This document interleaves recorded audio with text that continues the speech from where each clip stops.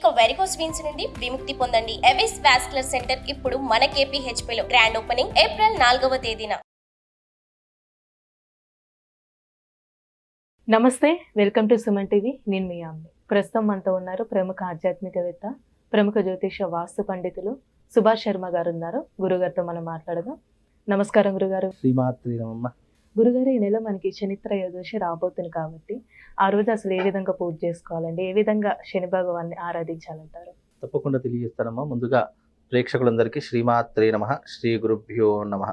ఓం శమగ్నిరగ్నిభిస్కరశ్చన్నస్తపతి సూర్యః శంవాతో వాత్ ప్రభావాంశ్చితః.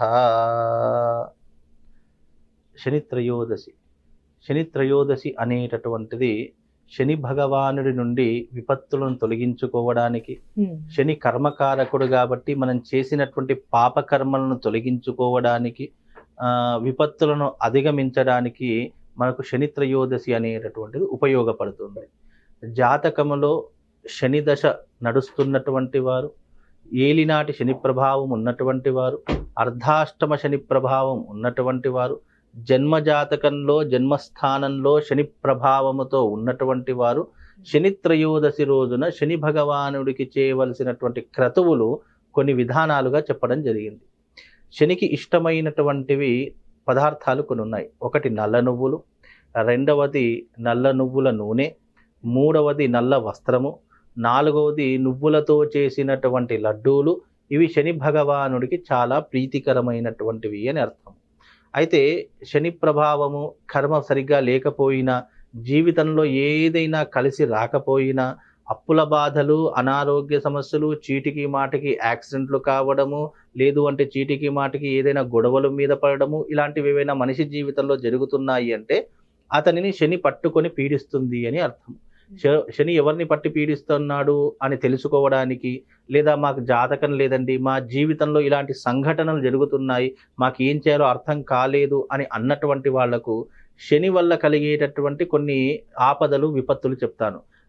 అవి వాళ్ళ జీవితంలో నిజంగానే ఉన్నాయి అంటే వాళ్ళ జీవితంలో శని దశ అయినా ప్రారంభం కావాలి, లేదు అర్ధాష్టమ శని ఏలినాటి శని అయినా ప్రారంభం కావాలి, లేదు అనంటే వాళ్ళ జీవితంలో శని మహర్దశలోనైనా పుట్టి ఉండాలి, లేదా ఇప్పుడు నడుస్తున్నటువంటి కాలము శని దశ అయినా కావచ్చు.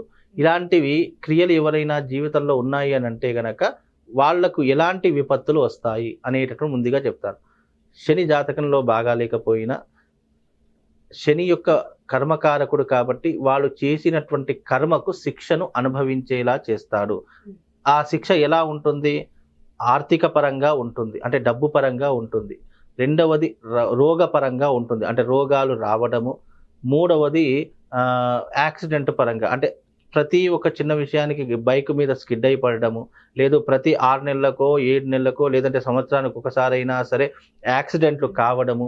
ఇవన్నీ కూడా శని కల్పించేటటువంటి విపత్తులు. అంటే శని యొక్క ప్రభావం వల్లనే ఇలాంటి సంఘటనలు జీవితంలో జరుగుతాయి. ఇలాంటి సంఘటనలు జరుగుతున్నాయి అని అంటే అతని జీవితంలో శని యొక్క ప్రభావం ఎంటర్ అయింది అని అర్థం చేసుకోవాలి. శని యొక్క ప్రభావం వల్ల ఇంకా ఎన్నో రకాలైనటువంటి కారణాలు మనకు జాతకంలో చెప్పారు.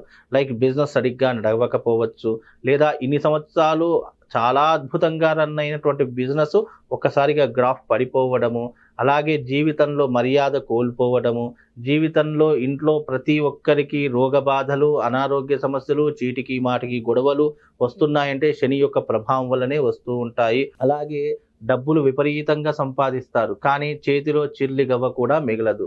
బికాజ్ దానికి డబ్బులు ఖర్చు అయిపోవడానికి కారణం కూడా శని భగవానుడే. ఇంట్లో శుభకార్యాలు చేయవలసినటువంటి పరిస్థితులు వస్తాయి. అవి ఎలాంటివైనా సరే, పెళ్లిళ్ళు కావచ్చు, గృహ ప్రవేశాలు కావచ్చు, లేదా ఇంట్లో చిన్న చిన్న శారీ ఫంక్షన్స్ కావచ్చు, ఏదైనా ఫంక్షన్స్ కావచ్చు. ఫంక్షన్స్ వస్తున్నాయి, ఏదో ఒక ఫంక్షన్ చెయ్యాలి, డబ్బులు చేతిలో లేవు. అలాంటి సమయంలో అప్పులు చేసుకోవాల్సినటువంటి పరిస్థితులు, దుస్థితులు ఏర్పడము. ఒకసారి అప్పు చేసినటువంటి వ్యక్తికి జీవితాంతం అప్పుల మీదనే బ్రతకడము. ఇవన్నీ కూడా కలియుగంలో శని కలిగించేటటువంటి విపత్తులు. శని మళ్ళీ స్త్రీ వ్యామోహాన్ని కలిగిస్తూ ఉంటాడు. అలాగే సుఖాలను అనుభవించేలా మనిషి జీవితాన్ని మార్చేస్తూ ఉంటాడు. అంటే భోగాలకు, సుఖాలకు అలవాటు పడేలా, దానికోసం డబ్బు లేకపోతే ఎలాంటి పనినైనా చేసేయడానికి మానవుడు వెనకాడకుండా, అంటే చంపైనా సరే డబ్బులు సంపాదిద్దామనే క్రూరమైనటువంటి మనస్తత్వం కలిగించేలా చేసేటటువంటి వాడు శని భగవానుడు. ఇవన్నీ ఎందుకు చేస్తాడు? శని అనే చెడ్డవాడా, లేదా మనిషికి దేవుడికి ఏదైనా కోపతాపాలా? అది కాదు. శని భగవానుడు ఇవన్నీ కల్పిస్తున్నాడు, అతని జీవితంలో ఈ ప్రభావం చూపిస్తున్నాడు అంటే అతనికి శని యొక్క కర్మ ఫలితం ప్రారంభమయ్యింది. 7.5 సంవత్సరాల వరకు అతని జీవితంలో ఇలాంటి కష్టాలు వస్తూనే ఉంటాయి, పోతూనే ఉంటాయి. ఒకటి పోయిందంటే మళ్ళీ కొత్త కష్టం వస్తూనే ఉంటుంది. అలాంటి సందర్భాలలో శని ఎవరినైనా పట్టి పీడిస్తున్నాడు అని అంటే గనక ఆ సమయంలో మనకు ఉపయోగపడేటటువంటిది శని త్రయోదశి. అంటే ఇప్పుడు శని ప్రభావం వల్ల మంచి అంటే ఏం జరగదండి కొన్ని ఉంటుంది. విషయాల్లో? 100% శని ఎంతనైతే కీడు కలిగిస్తాడో మన జీవితంలో జాతకంలో 7.5 సంవత్సరాలు అయిపోయింది, శని వెళ్ళిపోతున్నాడు అన్నటువంటి సందర్భాలలో ఆ వ్యక్తికి ఆ భగవంతుడు, అరే ఇన్ని రోజులు నేను ఇతనికి కష్టం కలిగించానే, ఇతడు చేసుకున్న కర్మకు నేను ఈ రకంగా ఇన్ని ఇబ్బందులు పెట్టాను కదా, ఇతనికి నేను వెళ్ళిపోతున్నాను, వెళ్ళిపోయేటప్పుడు ఏదైనా మంచి చేయాలి, ఇతనికి జీవితంలో మేలు జరిగేలా ఏదో ఒకటి చేసి వెళ్ళాలి అని ఆలోచన కలిగినటువంటి వాడే శని భగవానుడు. కష్టాలు కల్పించాడు అంటే అది మనం చేసుకున్నటువంటి కర్మ. ఇప్పుడు ఉదాహరణకు కలియుగమే ఉంది, మన భూలోకమే ఉంది. ఈ భూలోకంలో మనం ఎవరైనా పొడి చేశాము, లేదా ఎవరైనా దొంగతనం చేశాము, పోలీసులు ఊరుకుంటారా? ఊరుకోరు కదా, ఏదో ఒక శిక్షణ అయితే వేస్తారు కదా. అలాగే భగవంతుడు కూడా మనం తెలుసో తెలియకనో చేసినటువంటి తప్పు ఒప్పులకు కారణంగా మనకు ఇక్కడైతే పోలీసులు శిక్షలు అనుభవించాలి, జైల్లో వేస్తారు. కానీ శని భగవానుడు అలా కాదు. నువ్వు చేసినటువంటి తప్పుకు, నువ్వు చేసినటువంటి ఇబ్బందికి, నువ్వు చేసినటువంటి కష్టానికి ఏదైతే ఉందో అది నీకు శరీరంలో బాధను కలిగించేలా, మనస్తాపాన్ని కలిగించేలా, భయాన్ని కలిగించేలా, ఆందోళనను కలిగించేలా చేసేటటువంటి వాడు కాబట్టే శని భగవానుడికి అందరూ భయపడుతూ ఉంటారు. కనుక ఇవన్నీ కూడా మనిషి చేసుకునే కర్మానుసారంగా వస్తాయి, ఇన్ని రకాలైన విపత్తులు వస్తాయి. అందుకే శని త్రయోదశి నాడు ఆచరించవలసినటువంటి విధానాలు మనకు కొంతమంది ఋషులు మునులు అందించినారు. అదేంటి అంటే శనివారం త్రయోదశి వస్తే గనక ఆ శని త్రయోదశి నాడు భగవంతునికి అంటే శని భగవానునికి ప్రీతికరమైనటువంటి పదార్థాలను పెట్టడం ద్వారా, శని భగవానుని అర్థించడం ద్వారా, అర్చన చేయడం ద్వారా, పూజించడం ద్వారా, యజ్ఞయాగాదులు చేయడం ద్వారా శని నుంచి మనం పడేటటువంటి ఇబ్బందులు ఏవైతే ఉన్నాయో, విపత్తులు ఏవైతే ఉన్నాయో అవి కొంతవరకు అధిగమించేటటువంటి అవకాశాలు ఈ యొక్క పుణ్య ఫలితం ద్వారా కలుగుతాయి.